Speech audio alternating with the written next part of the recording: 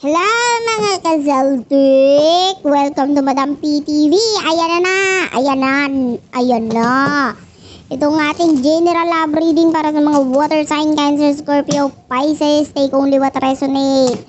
Ayan, hindi ito magre-resonate sa lahat. Alam nyo na ha. Alam nyo na pag di nag-resonate, okay lang yun. May next time pa, walang iyakan na. This is for water sign, Cancer, Scorpio, Pisces. Ayan, game.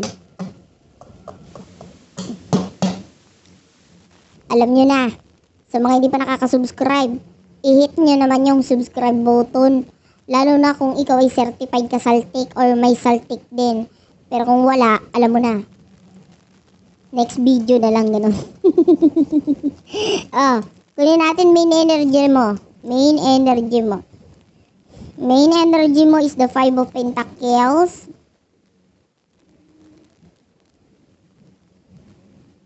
Oy, ito ang energy ng mga masasaya kahit walang pera. Huwag ka namang magtatatalon. Mamaya, wala kang pera, nagtumalon ka, tapos nagliliyad ka sa labas sa sobrang kasayahan mo. Luka-luka na, ang labas mo. Anyway, nakikita natin, no, na okay ka lang naman ngayon.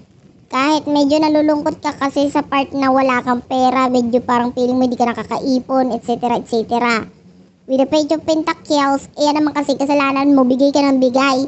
Iba sa inyo, kung hindi ka nagbibigay, bili ka ng bili. O tapos magtataka ka ngayon, ba't wala kang pera?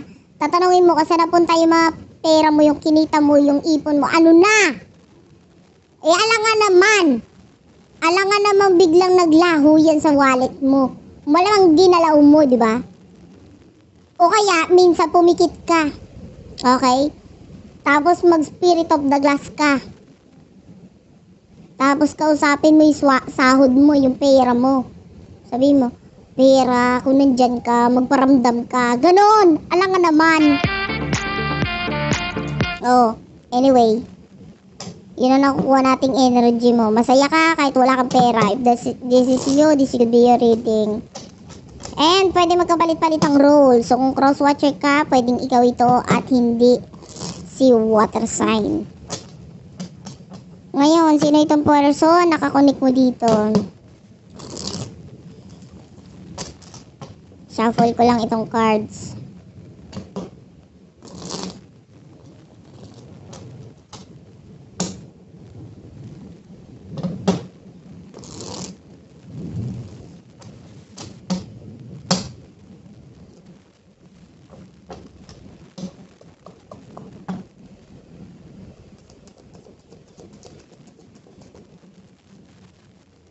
Temperance. Yan, Major Arcana. Sagittarius energy. King of Swords. Kunin natin to. Page of Swords. Gemini, Libra, Aquarius, Aries, Leo, Sagittarius energy. Okay. So, sanay na natin dito sa person mo. Ay, in fairness lumalayo siya pero naghihintay siya. Anong katangahan yon? Kung sa totoo lang, ano to? Lumalayo pero hinaghihintay. Parang gusto niya ikaw yung gumawa ng paraan. Habulin mo ko. Kailanganin mo ko. Pero naghihintay siya, parang tanga, di ba? Parang kumbaga sa inyo, siya yung nag-walk out pero naghihintay siya na ikaw yung humabol. Di ba parang tanga? Tapos nagagalit kasi walang paghahabol, walang pagbalik na nangyayari. This could be a past person. Ayan na, umiiwas, maaaring may galit pa na nararamdaman, may inis pa na nararamdaman, pero deep inside na, sige na, lumapit ka na, magpapakipot lang ako ng konti. Ganun yung person mo. Lalapit ka lang ng konti, pakipot lang, patwitams lang, tapos maya bibigay din, parang ang sarap ipabarangay ng person mo. Ay, hindi pala. Mali. Ang sarap ipamental ng person mo. Papuntang mental hospital na ito Delikado yung person mo. Nagsasari-sari na. Anyway. Ano nasa isip ng person na ito? Magulo na ang isip niya. Ay, hindi. Pag hindi nadala sa mental hospital, pag hindi doon gumaling, alam mo kailangan sa person mo, kailangan na tumawag ka ng pinakamagaling na albularyo. Ipatawas na natin ito, delikado na. Baka nasasapian. Anyway, with the Hermit, 10 of Cups, the 6 of Pentacles, Taurus, Virgo, ay, nakuha ko yung energy na kailangan siyang basahin na nakabaliktad. 10 of Cups, 6 of Pentacles, the Hermit, Virgo, Taurus, Capricorn, Cancer, Scorpio, Pisces energy. Okay, nasa isip ng person mo, ayan o, 3 of Wands, bottom of the deck, miss na kita. Bakit mo ko iniwan? Bakit di ka bumabalik? Bakit walang nangyayari? Ganon. Miss ka na ng person mo with the 6 of Pentacles pa, nakukuha natin yung energy na kailangan niya ng tulong mo. Okay? I don't know. Yung iba sa inyo, pwedeng tulong na may kinalaman sa lugar. Yung parang tipong, para makabalik ako dyan or makapunta ako dyan, kailangan ko ng tulong mo. Baka sakali, makahanap ka ng trabaho na malapit na pwede ako dyan. Diba? Sabi mo sa kanya, kung trabaho ang hanap mo, huwag ka munang suminghot, nakadelikado. Ako pa magre-repair sa'yo, para ka may sayad. Daig mo pa ako, may saltik lang ako, ikaw may sayad ka. Delikado ka. Di ba? Pahamak ka pa ng person mo, baka mamamaya magsari-sarido sa trabaho, ikaw ang hanapin.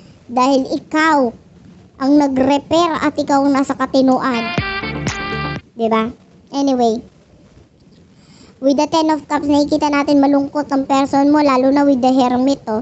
Malungkot siya kasi feeling niya nag-iisi siya ngayon. Ayan. Ano namang emosyon ng person mo for you? Emosyon. Ayan, tinatry niya mag-move on with the 6 of Swords. Nalulungkot, nasasaktan, nahihirapan. With the 2 of Cups, the King of Wands. Yung iba sa inyo, pwedeng yung person mo may kakonect na iba, may karelasyon, etc. etc. Pero wala lang yun, commitment lang yun, relasyon lang yun. Kasi sa ngayon, ito pwedeng may kakonect siya, pwedeng wala ha. Pero nakikita natin, yung kung ano man yung pinapakita niya ngayon, pinapakita niya lang yan kasi pakitang tao at saka talaga may sayad siya eh. Hindi yan totoo. Okay? Gets? Lalo na with the King of Wands. Nakukuha natin yung energy ng person mo na gusto ko ng relasyon pero sa'yo. Ganun yung energy. And kung kayo ay magkarelasyon noon, tinatry niya mag-move on pero masakit para sa kanya ang mag-move on. Gets? What will happen in the near future for the both of you? Yan.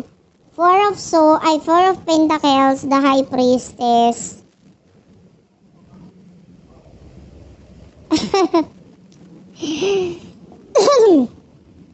Excuse me. Anyway, may bagong lover. Napakaganda ng near future mo. May bagong pagmamahal, bagong alindog na naman, bagong pag-ibig ang nakuha natin. Kasi nakikita natin, ino-open mo ang sarili mo sa iba. May mag-o-offer sa'yo ng relasyon, ng commitment, ng love, at saka bagong komunikasyon na maganda. Mas nakukuha ko yan sa side mo. Pwedeng soulmate energy ito with the High Priestess. Okay?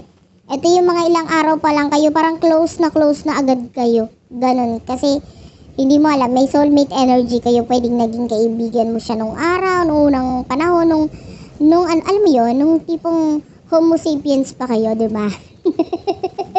Hindi! Ikaw naman, pwede na nakaraang buhay mo. Naging kaibigan mo itong person na ito. Ganon, may ganong energy. Kaya napakabilis mapalagay ng loob mo sa kanya. And with the 4 of Pentacles, ayan, moron pag-iipon ng pera, nakikita ko sa iyo. Possible na sarili mo ang iniisip mo, future mo ang iniisip mo, at hindi itong person na ito. Nagkataon lang na lumabas siya sa reading. Gets? Pero hindi mo na siya iniisip, ayaw mo na. Okay, masaya ka lang ngayon. So that's it for now. Thank you for watching. Sana naka-resonate kayo. Please do hit the subscribe button and notification bell para ma-notify ka tuwing may bagong uploads kami. I love you all and babush!